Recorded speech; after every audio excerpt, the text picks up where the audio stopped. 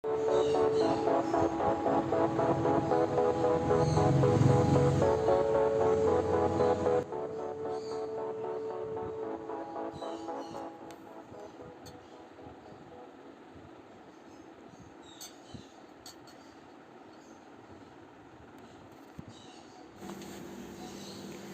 Dears, welcome back to Thanda kitchen recipes. ഇന്നൊരു fish കറിയാണ് നമ്മൾ വെക്കാൻ പോകുന്നത്. വളരെ ഡെലീഷ്യസ് ആയിട്ടുള്ളൊരു കറിയാണിത്. സാധാരണ വെക്കുന്ന രീതിയിൽ നിന്ന് വ്യത്യസ്തമായിട്ടുള്ള രീതിയിൽ ഉണ്ടാക്കുന്നൊരു കറിയാണിത്. തേങ്ങാപ്പാലൊക്കെ ഇട്ടാണ് ഉണ്ടാക്കുന്നതെങ്കിലും നമ്മുടെ കേരള സ്റ്റൈലിലുള്ളൊരു കറിയല്ല. എങ്കിലും വളരെ ഡെലീഷ്യസ് ആയിട്ടുള്ളതാണിത്. ചോറിന് നല്ലൊരു കോമ്പിനേഷനാണ്. പിന്നെ അപ്പത്തിനും ഇടിയപ്പം, പിന്നെ അരിയുടെ പുട്ട്, ഇതിനൊക്കെ നല്ലൊരു കോമ്പിനേഷനാണ്. അപ്പോൾ ഇത് എങ്ങനെയാണ് ഉണ്ടാക്കുന്നതെന്ന് നമുക്ക് നോക്കാം.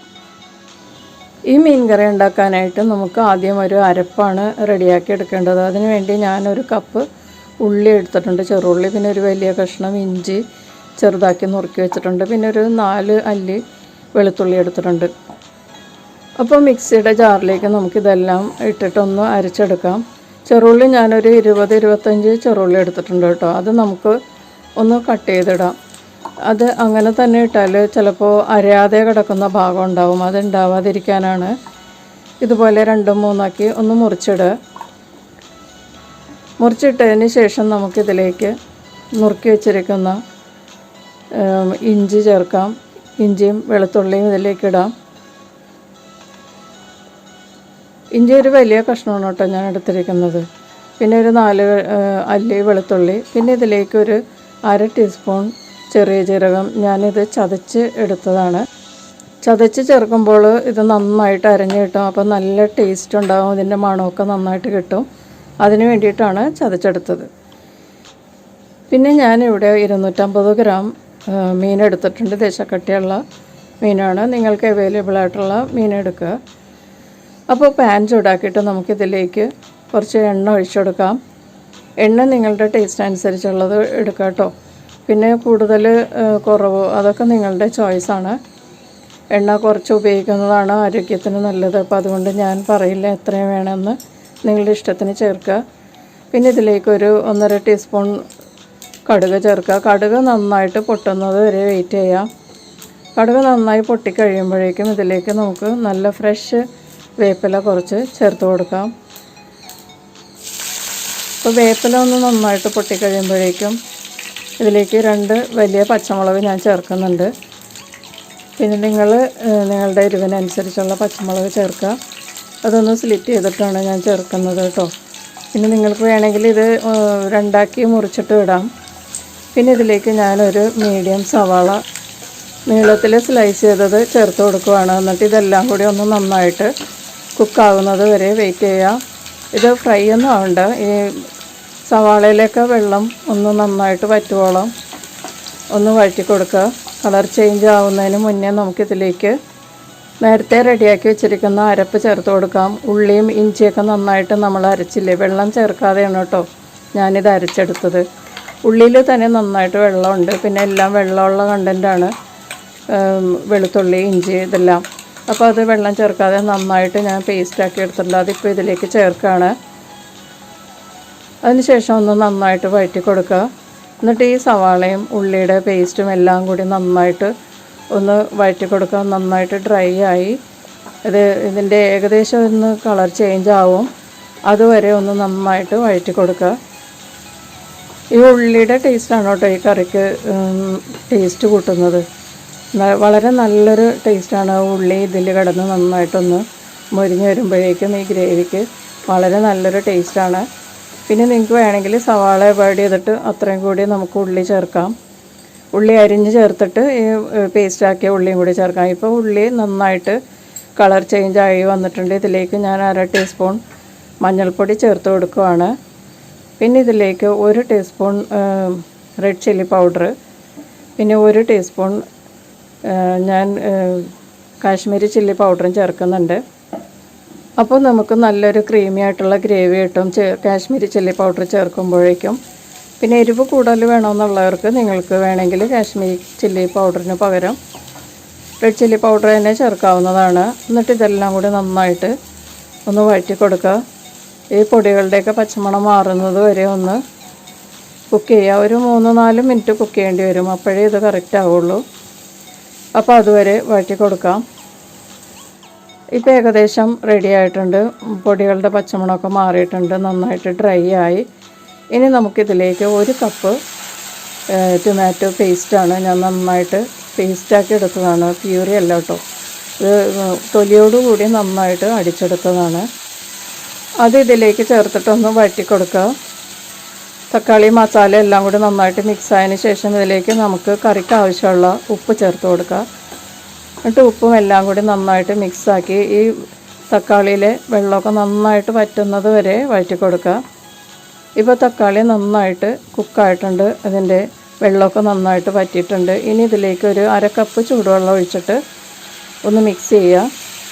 എന്നിട്ട് ഇത് നന്നായിട്ടൊന്ന് കുക്ക് ചെയ്യുക. അതായത് ഇതിലെ എണ്ണയൊക്കെ സെപ്പറേറ്റ് ആവുന്നത് വരെ ഒന്ന് കുക്ക് ചെയ്യുക. അപ്പോൾ ഈ തക്കാളിയും ഈ മസാല എല്ലാം നല്ല ക്രീമി ആയിട്ട് വരും. അപ്പോൾ ഇപ്പോൾ വെള്ളമൊക്കെ വറ്റിയിട്ടുണ്ട്. ഇനി ഇതിലേക്ക് ആവശ്യമുള്ള ഗ്രേവിക്കുള്ള വെള്ളം നമ്മൾ ചേർത്ത് കൊടുക്കുക. കുറേശ്ശെ വെള്ളം ചേർത്ത് അരപ്പൊക്കെ നന്നായിട്ട് അഴിപ്പിച്ച് നീട്ടിയെടുക്കുക. ചൂടുവെള്ളം തന്നെ ചേർക്കാനായിട്ട് ശ്രമിക്കുക, അതാണ് നല്ലത്. എന്നിട്ട് ആവശ്യത്തിനുള്ള വെള്ളം ചേർത്ത് കൊടുത്ത് ഗ്രേവി നിങ്ങൾക്ക് എത്ര ലൂസ് വേണോ അത്രയും ഗ്രേവി ആകുമ്പോഴേക്കും ഇത് നന്നായിട്ട് തിളക്കുന്നത് വരെ വെയിറ്റ് ചെയ്യുക. അപ്പോൾ ഇപ്പോൾ ഞാൻ ഗ്രേവിക്കുള്ള വെള്ളമൊക്കെ ചേർത്ത് കഴിഞ്ഞിട്ടുണ്ട്. ഇതിനി തിളക്കോളം ഒന്ന് മിക്സ് ചെയ്ത് കൊടുക്കുക. തിളച്ച് കഴിയുമ്പോഴേക്കും നമുക്കിത് അടച്ച് വെച്ചൊരു 5 മിനിറ്റ്സ് കുക്ക് ചെയ്യാം. അപ്പോൾ ഈ ഗ്രേവിയൊക്കെ നല്ല തിക്ക് ഗ്രേവിയും നല്ല ക്രീമായിട്ട് മാറും. അപ്പോൾ അതുവരെ നമുക്കിത് അടച്ച് വെച്ചൊരു 5 മിനിറ്റ്സ് കുക്ക് ചെയ്യേണ്ടി വരും, ലോ ഫ്ലെയിമിൽ കേട്ടോ. ഇപ്പോൾ ഇത് തിളക്കാൻ തുടങ്ങിയിട്ടുണ്ട്. ഇനി നമുക്കിത് അടച്ച് വെച്ചൊരു 5 മിനിറ്റ്സ് കുക്ക് ചെയ്യാം. ഇപ്പോൾ ഒരു 5 മിനിറ്റ് കഴിഞ്ഞിട്ടുണ്ട്. നമുക്കിതൊന്ന് തുറന്ന് നോക്കാം. ഗ്രേവിയൊക്കെ നന്നായിട്ട് കുക്കായിട്ടുണ്ട്, എണ്ണയൊക്കെ തെളിഞ്ഞ് നല്ല മണമൊക്കെ വരുന്നുണ്ട് കേട്ടോ. ചെറിയ ജീരകത്തിൻ്റെയും ഉള്ളിയുടെയൊക്കെ മണം, നല്ല ഒരു കൊതിപ്പിക്കുന്ന മണമാണ് വരുന്നത്. ഇത് ഈ ഗ്രേവിയിൽ മീനും ഇട്ട് കറിയാക്കി കഴിഞ്ഞാൽ വളരെ നല്ല ടേസ്റ്റായിട്ടുള്ളൊരു മീൻ കറിയായിരിക്കും. അപ്പോൾ ഇത് നന്നായിട്ടൊന്ന് മിക്സ് ചെയ്തതിന് ശേഷം നമുക്കിതിലേക്ക് 2 ടേബിൾ സ്പൂൺ വിനീഗർ ചേർത്ത് കൊടുക്കാം. പുളിക്കുള്ള വിനീഗറാണ് ഞാനിപ്പോൾ ചേർക്കുന്നത് കേട്ടോ. നിങ്ങൾക്ക് നിങ്ങളുടെ ടേസ്റ്റ് അനുസരിച്ചുള്ള പുളിക്ക് വേണ്ട വിനീഗർ ചേർക്കുക. അതിനുശേഷം ഒന്ന് മിക്സ് ചെയ്തതിന് ശേഷം നമുക്കിതിലേക്ക് ഫിഷ് ചേർത്ത് കൊടുക്കാം. മീൻ നിങ്ങൾക്ക് അവൈലബിൾ ആയിട്ടുള്ള ഇത് ചേർക്കുക കേട്ടോ. അത് ഞാനിവിടെ കട്ടിയുള്ള കഷ്ണം എടുത്തെന്ന് വിചാരിച്ച് ഇത് തന്നെ വേണമെന്നൊന്നുമില്ല. നിങ്ങൾക്ക് അവൈലബിൾ ആയിട്ടുള്ള ഫിഷ് ചേർക്കുക. പിന്നെ അയലയിലൊക്കെ ഇത് ചെയ്യാൻ പറ്റും, അതുപോലെ മത്തി ഇതിലൊക്കെ ചെയ്യാൻ പറ്റും. കട്ടിയുള്ള കുറച്ച് മുള്ള് കുറവുള്ള മീൻ ഇതിലേക്ക് ചേർക്കാവുന്നതാണ്. അപ്പോൾ മീൻ ചേർത്തതിന് ശേഷം നമുക്ക് ഈ ഗ്രേവിയൊക്കെ ഒന്ന് ഇതിൻ്റെ പുറത്തേക്ക് സ്പൂൺ കൊണ്ട് കോരി ഒഴിക്കുക. അപ്പോൾ ഇതിൻ്റെ ടേസ്റ്റൊക്കെ ഉപ്പും പുളിയൊക്കെ ഈ മീനിന് പിടിക്കാൻ വേണ്ടിയിട്ടാണ്.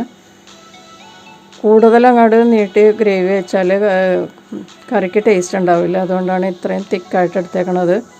ഇനി നമുക്കിതിലേക്ക് തേങ്ങാപ്പാൽ ചേർക്കാനുണ്ട്. അപ്പോൾ മീൻ കഷ്ണങ്ങളിൽ ഗ്രേവിയൊക്കെ കോരി ഒഴിച്ച് വെച്ചതിന് ശേഷം നമുക്കിത് അടച്ച് വെച്ച് 10 മിനിറ്റ് ലോ ഫ്ലെയിമിൽ കുക്ക് ചെയ്യാം. മീനൊക്കെ ഒന്ന് വേകണമല്ലോ, അതിൻ്റെ ഇടയ്ക്കൊക്കെ നിങ്ങളൊന്ന് തുറന്നിട്ടൊന്ന് അനക്കി കൊടുക്കണം കേട്ടോ, അല്ലെങ്കിൽ അടിയിൽ പോയി മീൻ പിടിക്കും. ഇപ്പോൾ ഒരു 10 മിനിറ്റ് കഴിഞ്ഞിട്ടുണ്ട്. നമുക്ക് ഈ മീൻ കഷ്ണങ്ങളൊന്ന് മറിച്ചിടാം. മീനൊക്കെ നന്നായിട്ട് കുക്കായിട്ടുണ്ട് കേട്ടോ. 10 മിനിറ്റ് ആയപ്പോഴാണ് ഞാനിത് തുറന്നത്. ഇതിന് മുന്നേ ഞാനിത് ഒന്ന് ചട്ടി ഒന്ന് അനക്കി കൊടുത്തിരുന്നു കേട്ടോ, അല്ലെങ്കിൽ അടിക്ക് പോയി മീൻ കഷ്ണങ്ങൾ പിടിച്ചിട്ട് കരിയും. അതുകൊണ്ട് ഞാൻ ഇടയ്ക്ക് 10 മിനിറ്റ് തുറക്കാതെ ഇരിക്കരുത്, ഇടയ്ക്കൊന്ന് ഇളക്കി കൊടുക്കുക. അപ്പോൾ മീൻ കഷ്ണങ്ങൾ മറിച്ചിട്ടതിന് ശേഷം നമുക്കിനി ഇതിലേക്ക് തേങ്ങാപ്പാൽ ചേർത്ത് കൊടുക്കാം. തേങ്ങാപ്പാൽ ഞാൻ 1 കപ്പ് പാലാണ് എടുത്തിരിക്കുന്നത്. നല്ല തിക്കായിട്ടുള്ള പാലാണ് കേട്ടോ എടുത്തത്. 1-ാം പാലല്ല, ഒറ്റ പാലായിട്ട് വളരെ കട്ടിയിൽ പിഴിഞ്ഞെടുത്ത പാലാണ്. ഇതിലേക്ക് ചേർത്തിട്ട് പിരിയാതിരിക്കാനായിട്ട് ഇളക്കിക്കൊണ്ടിരിക്കുക. ലോ ഫ്ലെയിമിൽ കുക്ക് ചെയ്യുക. നന്നായിട്ട് ഇളക്കി കൊടുക്കുക, അനക്കി കൊടുക്കുക. അതായത് കഷ്ണങ്ങളൊന്നും പൊടിഞ്ഞു പോകരുത്. ആ രീതിയിൽ നമുക്ക് ഇത് അരപ്പുമായിട്ട് മിക്സ് ചെയ്യുക. വളരെ സ്ലോലി അങ്ങോട്ടും ഇങ്ങോട്ടും ഈ സ്പൂൺ കൊണ്ട് അനക്കി കൊടുക്കുമ്പോഴേക്കും ഇത് ഗ്രേവിയുമായിട്ട് മിക്സാവും തേങ്ങാപ്പാൽ. അതിനുശേഷം ലോ ഫ്ലെയിമിൽ കുക്ക് ചെയ്ത് ഇത് തിളക്കുന്നത് വരെ നമ്മൾ വെയിറ്റ് ചെയ്യുക. തിളച്ച് കഴിയുമ്പോഴേക്കും നമുക്കിത് കവർ ചെയ്ത് 5 മിനിറ്റ്സ് കുക്ക് ചെയ്യാം. ഇപ്പോൾ ഗ്രേവിയൊക്കെ തിളക്കാൻ തുടങ്ങിയിട്ടുണ്ട്. ഇത് മൂടി വെച്ച് ഒരു 5 മിനിറ്റ് നമുക്ക് കുക്ക് ചെയ്യാം. അപ്പോൾ ഇപ്പോൾ 5 മിനിറ്റ് കഴിഞ്ഞിട്ടുണ്ട്. ഗ്രേവിയൊക്കെ നന്നായിട്ട് തിക്കായി, എണ്ണയൊക്കെ തെളിഞ്ഞു. നല്ല തേങ്ങാപ്പാലിൻ്റെ മീൻ കറിയാണിത്. നമ്മൾ ഉണ്ടാക്കുന്നതിലും കുറച്ച് വ്യത്യസ്ത രീതിയിൽ ഉണ്ടാക്കിയതാണിത്. മലയാളികൾക്കൊരു പ്രത്യേകതയുണ്ട്, വ്യത്യസ്ത രുചി തേടിപ്പോകുന്നതാണ് നമ്മളുടെ മലയാളികൾ. അപ്പോൾ അതുകൊണ്ട് മീൻ കറി തന്നെ ഒരു വ്യത്യസ്ത രുചിയിൽ ഉള്ളൊരു മീൻ കറിയാണ് ഞാനിപ്പോൾ നിങ്ങൾക്ക് ഷെയർ ചെയ്യുന്നത്. വളരെ ടേസ്റ്റാണിത്. അപ്പോൾ ഈ സമയത്ത് നിങ്ങൾക്ക് ഉപ്പൊക്കെ പാകമാണോ എന്ന് നോക്കാം കേട്ടോ. എനിക്കിതെല്ലാം കറക്റ്റാണ്. അപ്പോൾ നിങ്ങൾ നിങ്ങളുടെ പാകത്തിനുള്ള ഉപ്പും പുളിയൊക്കെ ചേർക്കുക. അപ്പോൾ നമുക്കിതൊന്ന് സെർവ് ചെയ്യാം.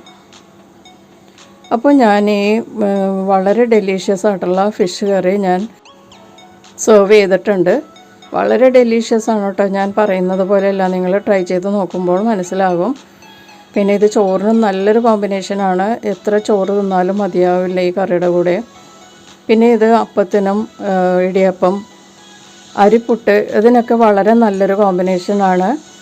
അപ്പോൾ എല്ലാവരും ട്രൈ ചെയ്യുക. വീണ്ടും ഇതുപോലെ വെറൈറ്റി ഡിഷസുമായിട്ട് കാണാം. Thank you.